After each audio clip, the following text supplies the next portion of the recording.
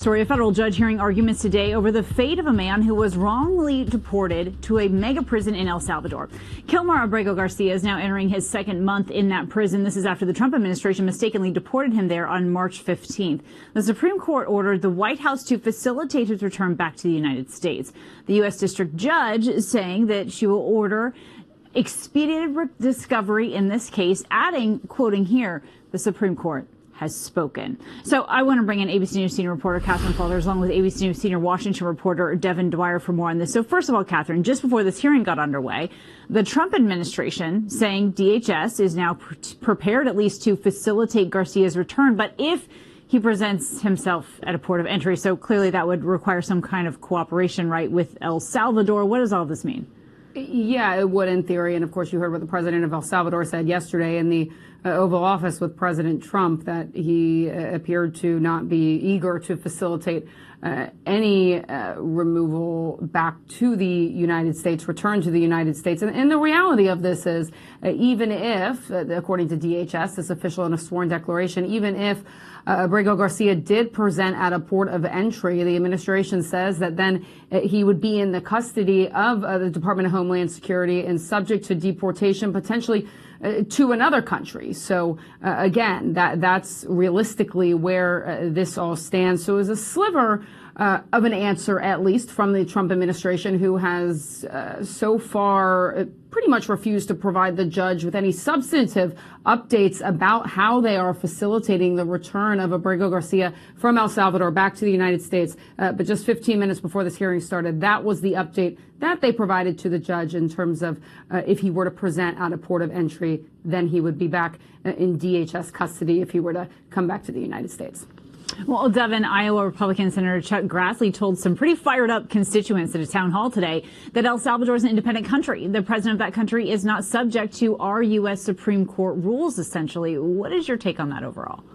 Well, that's correct. In principle, Kana, I mean, the Supreme Court of the United States evaluates the laws and Constitution of the United States. It doesn't apply to foreign countries and certainly can't dictate a foreign country to do anything.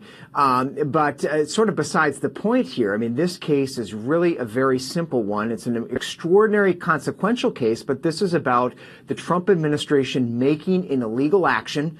One, by its own admission, it was a mistake. The Supreme Court basically says the administration needs to fix its mistake. And now we're in this impasse. We're in this standoff over whether or not the administration will comply with the rule of law, which applies to all people. It's not a sexy topic, but if you don't have rule of law in this country, that glue that makes the system run, then it starts to fall apart. And that's why so many people are focusing on this case, less about the man, Mr. Abrego Garcia, although he is the human interest in the middle of this saga. But this is really about courts of law going back to 2019, Kana, when an immigration judge during Trump's first administration said this man was not supposed to be sent to El Salvador. The administration today again told us here on ABC News Live that was a mistake. And now we're waiting to see if they'll take any steps to do it. And as Catherine just reported, maybe they've opened the door a little bit now, saying that they'd facilitate his return if he could make it to U.S. soil somehow. Well, and perhaps some of this glue that you're talking about there, Devin, is due process, right? So, Catherine, Senator Grassley, he's the chairman of the Senate Judiciary Committee, and people were really upset with him over specifically what they view as no due process in this Garcia case. So I do want to play a bit of sound for you from this town hall meeting. Take a listen. These people have been sentenced to life imprisonment in a foreign country with no due process.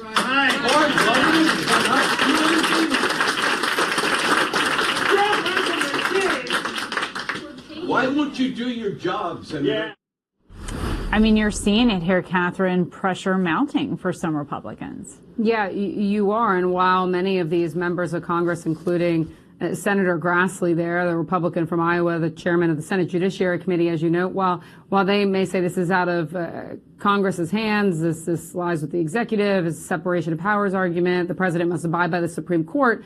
The reality is they are going home to their districts to face their constituents during this recess period, and the constituents want answers to why they believe that the president, that the administration is ignoring due process rights of people who have been deported. You just saw that exchange there, and Grassley really couldn't get a word in there. I can imagine that there will be many more town halls like this where members of Congress need to go home and they need to provide answers to their constituents as to why this is happening, what conversations they may or may not be having with the administration, with Trump administration officials to potentially rectify this issue that is clearly resonating with the American people across the country. So obviously Congress just went on recess. I can imagine there will be more town halls as we watch this play out in the next couple of weeks here.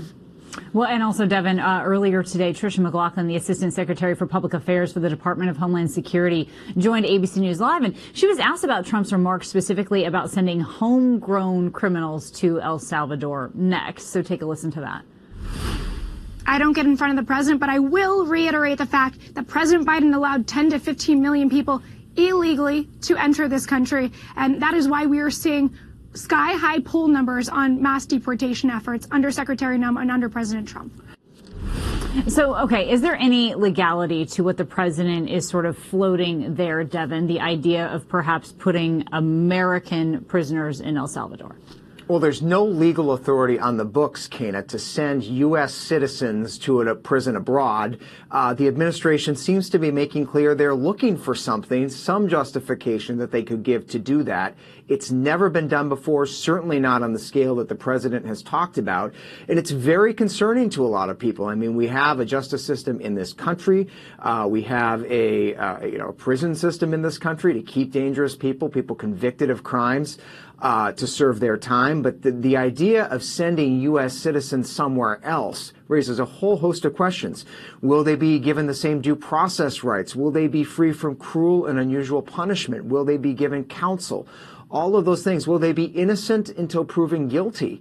The president, in his maximalist drive on this issue of immigration, which has energized his base and a lot of the country, seems to be stretching those boundaries. And so maybe the claim was a flippant one. The attorney general yesterday in that Oval Office meeting, Kana, conceded that she needs to look at the laws to see if that can even be done. So that's an indication that this may not be imminent, but it's certainly something to keep an eye on. All right, Catherine and Devin, our thanks to both of you.